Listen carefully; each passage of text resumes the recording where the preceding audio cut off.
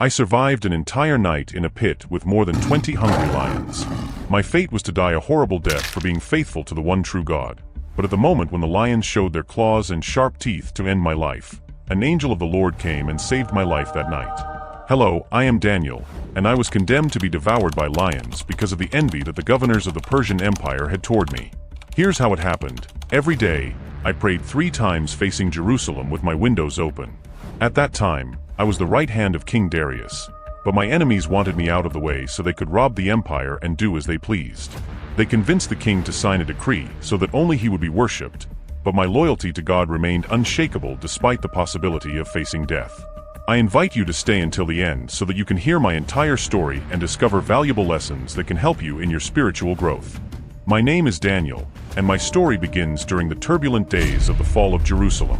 When I was a young man of Jewish nobility, the forces of King Nebuchadnezzar captured me and took me captive to Babylon, a land of greatness and paganism that challenged everything I knew and believed. At that time, Babylon was the jewel of the ancient world, a center of knowledge and power, famous for its imposing walls and hanging gardens. However, for a prisoner like me, it represented a test of faith and identity. Along with my friends Hananiah, Mishael, and Azariah, I was selected for a 3-year program that sought to integrate us into the Babylonian administrative elite. We were taught the Akkadian language and immersed in Chaldean culture and science, preparing us to serve the king who had destroyed our lives. Although Babylon was impressive, the pressure to assimilate was very strong. We were offered palace food, rich in meat and wine, which, although tempting, went against the Jewish dietary laws. We decided to reject these delicacies and opt for vegetables and water. This act of faith was no small thing. It was a clear decision not to abandon our beliefs even under the threat of disobeying the king.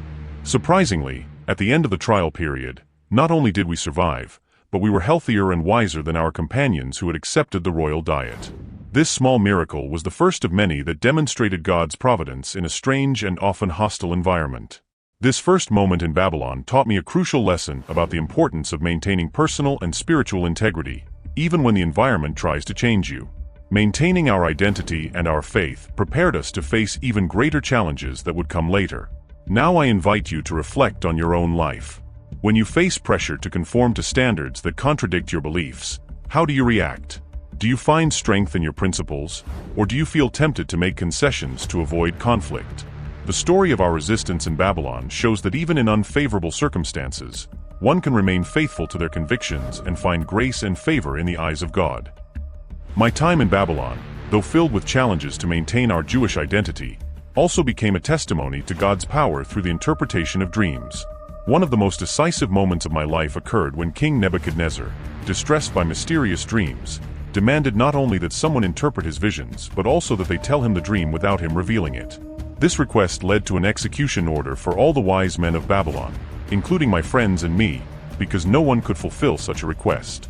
Facing this death sentence, along with my companions Hananiah, Mishael, and Azariah, I prayed for God's mercy. That night, in a vision, the mystery was revealed to me. I not only learned what the king's dream was, but also its meaning.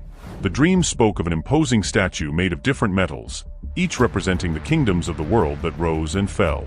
A crucial element was a stone not cut by human hands that struck the statue, destroyed it, and grew into a mountain that covered the entire earth, symbolizing God's eternal kingdom. The next day, in front of King Nebuchadnezzar, I told him the dream and its interpretation. My ability to do so confirmed God's presence and power, not only for me but for all those present. The king, impressed by the accuracy of the story and the depth of its interpretation, bowed and acknowledged God's supremacy, appointing my friends and me to high positions in his government.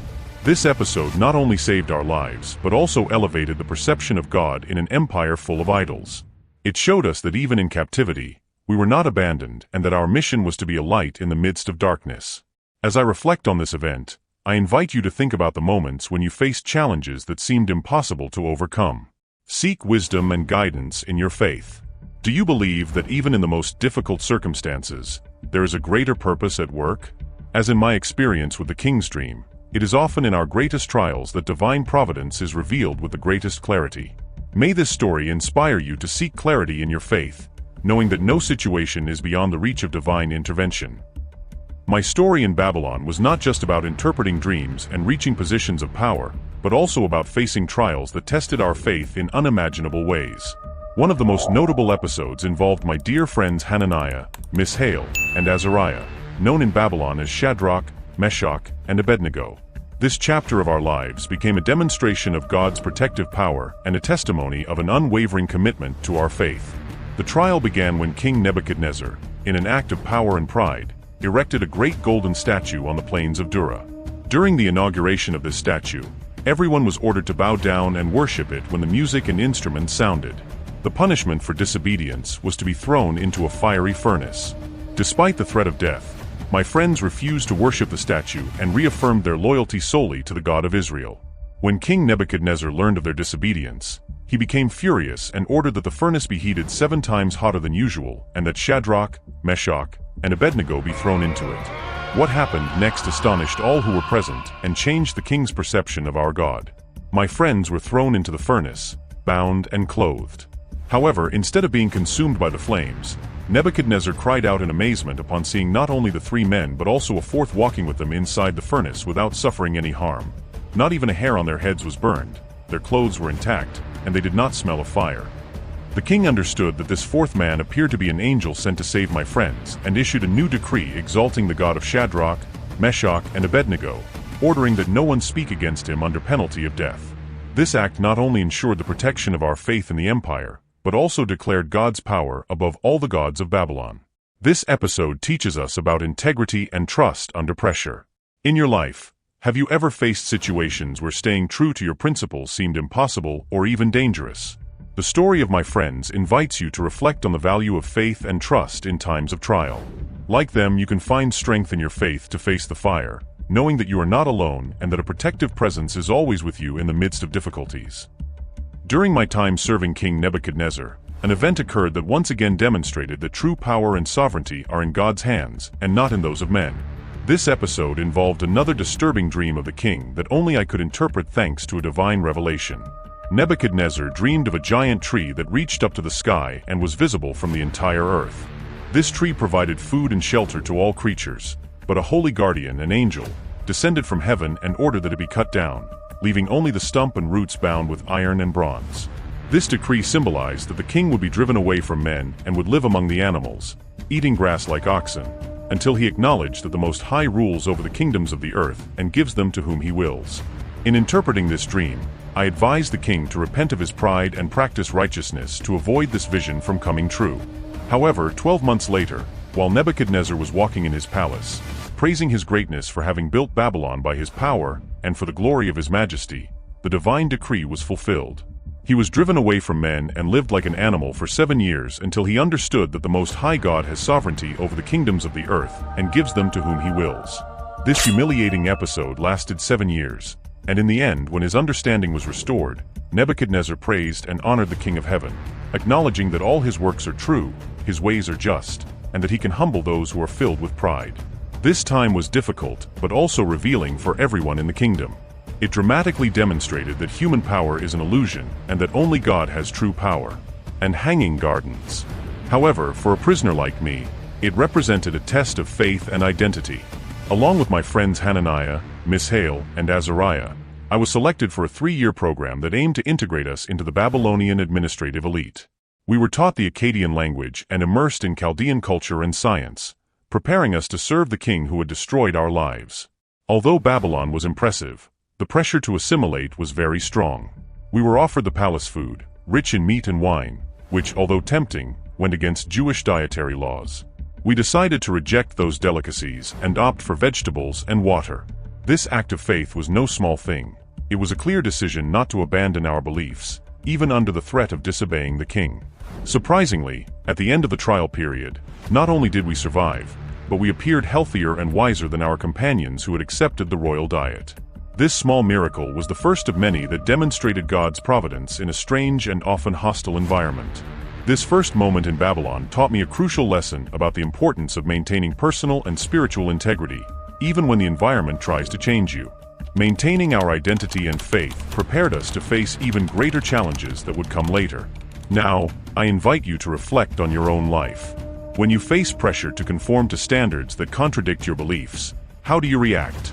Do you find strength in your principles, or are you tempted to make concessions to avoid conflict? The story of our resistance in Babylon shows that even in unfavorable circumstances, one can remain faithful to their convictions and find grace and favor in the eyes of God. In the years following Nebuchadnezzar's death, the Babylonian Empire underwent several leadership changes until Darius the Mede came to power. During his reign, my position at court inspired as much respect as envy.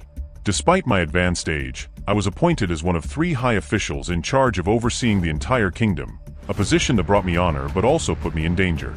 The envy of the other officials led to a conspiracy that threatened my life. Knowing my daily faithfulness in prayer to God, these men convinced Darius to issue a decree. For 30 days, no one could pray to any god or man except the king. The punishment for disobedience was to be thrown into the lion's den. Even knowing the possible consequences, I continued to pray to God as always, confident in my faith and my duties. When I was discovered, Darius, who valued me greatly, was forced by his own decree to order my punishment, though he did so with great sadness. I was thrown into the lion's den, a place of certain death for anyone but me.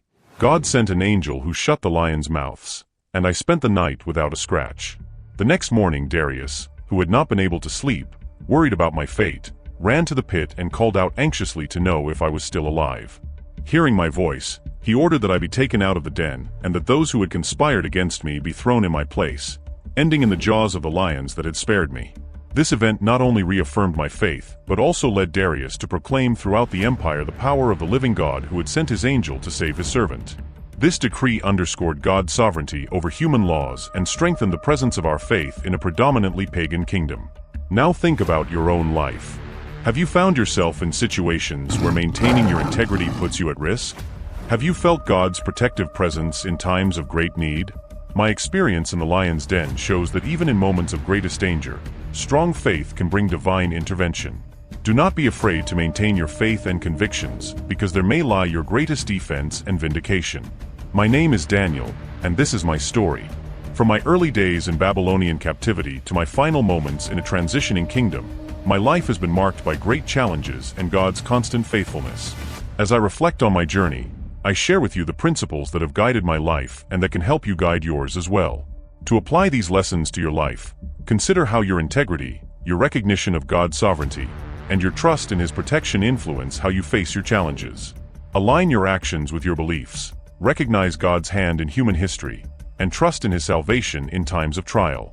May my story not only inspire you to believe in the miracles God can perform, but also to live in a way that reflects deep faith and unshakable integrity.